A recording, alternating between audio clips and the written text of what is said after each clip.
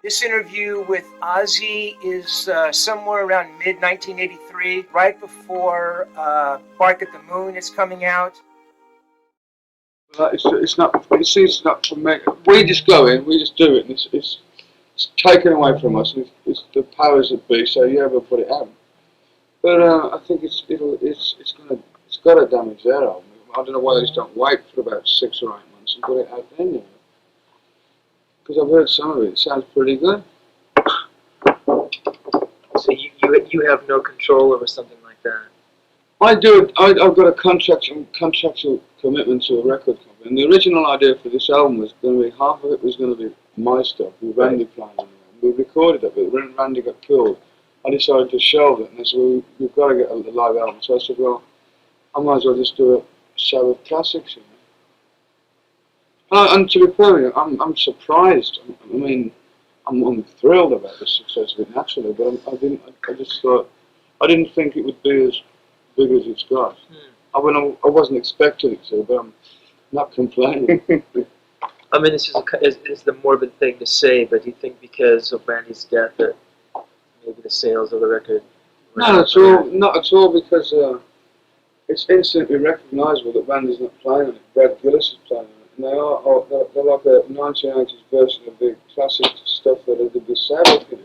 Because kids that weren't around in them days picked up to now. There were good songs in the time. Mm-hmm. Paranoid was absolutely a good in its own right. I believe it was a rock classic, and I'm proud to have been part of it. You know. When you had to replace Randy, what were you looking for?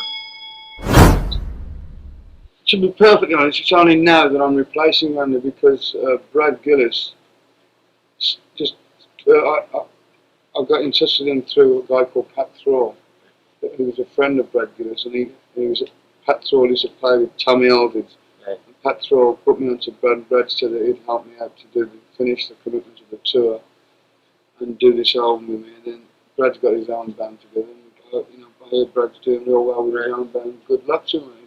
You know, that's all he deserves it because he's a real good guy. So you're looking for somebody now then? I've more or less got somebody, but I don't want to give the name at the moment. So I've got to see 2 more guys tonight, and it's the best of the 3 that I'm going to put. So in those guys, what kind of player were you looking for? Somebody with a lot of spark, you know, somebody with a bit of go in them. And it's not. Usually the thing is, you can go and audition a guy, and you can rehearse with a guy. There's no rehearsal better than a gig. And that's always been my philosophy. So as soon as Randy got killed, I had the awful task of finding someone. And the first guy was great in the rehearsal, but when he got on stage, he just shit, man. He just couldn't, you know, what's the ocean of people there. I mean, it's a big step for someone who's been playing in the bar to go in front of 18,000 kids. And it's just a heavy duty number for him. He just froze. He couldn't handle it.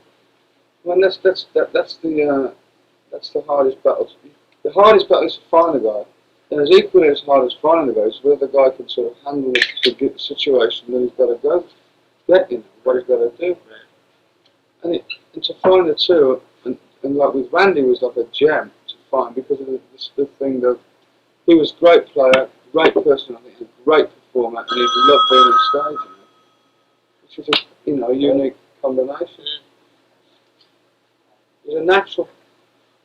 So you knew when you heard him. I mean, you know when you play with a guy, whether he's cool, whether he's over cool, whether he's too smarmy, or I know within the first 5 minutes of hearing him play. You know, it's just something that it's a gift or something. I don't know.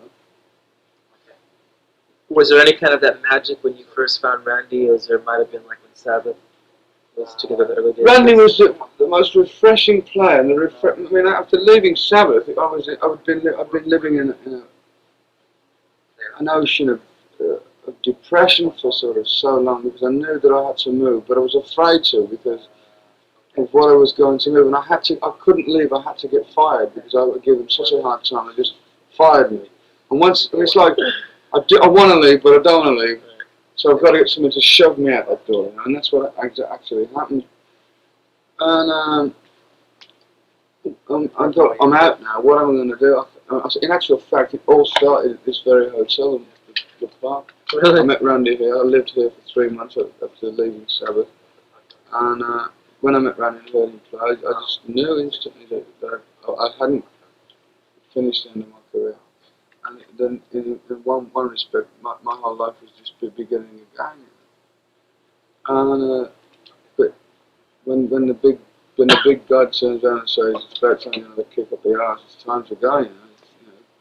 It happens to us all. I mean, we all get on a good run, and something drastic happens. I think the bigger the run, the more drastic something will happen.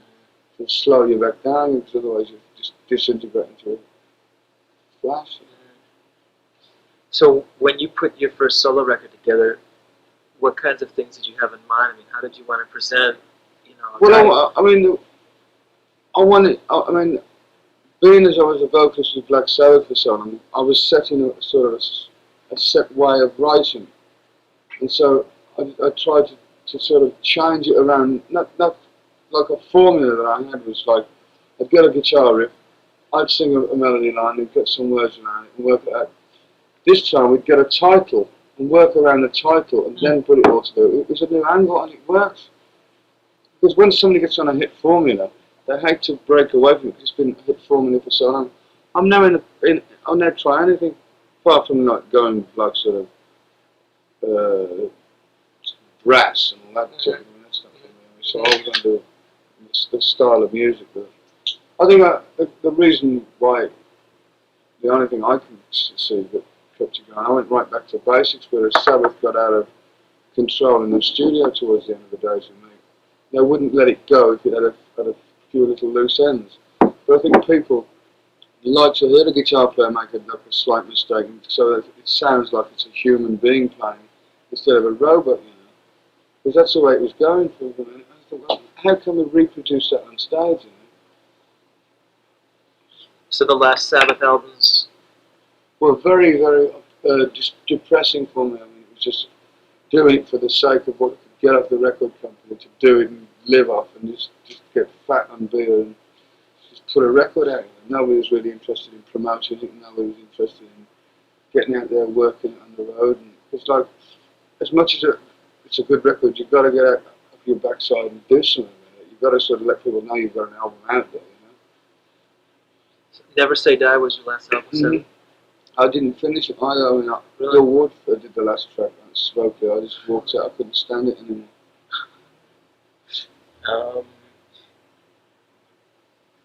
Goodbye to Romance on the first album was an interesting kind of a track for you. That was I was sitting in this hotel and I got the melody, and it was just about farewell to the past, farewell to Black Sabbath. Is that what it was about? Yeah. Goodbye to romance, goodbye to friends. I mean, I've spent 11 years of my life with that band.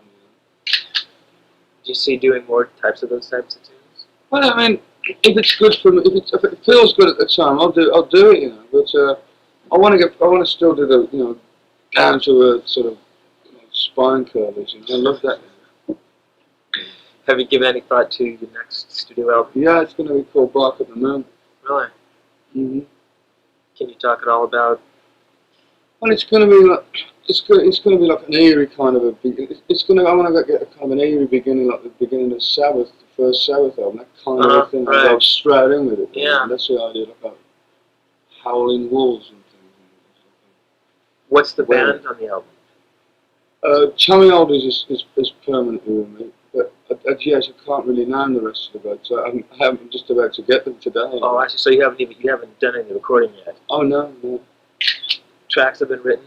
I've got an idea. I've got one halfway written. It's called Rock and Roll Rebel. Is that about you? Mm-hmm.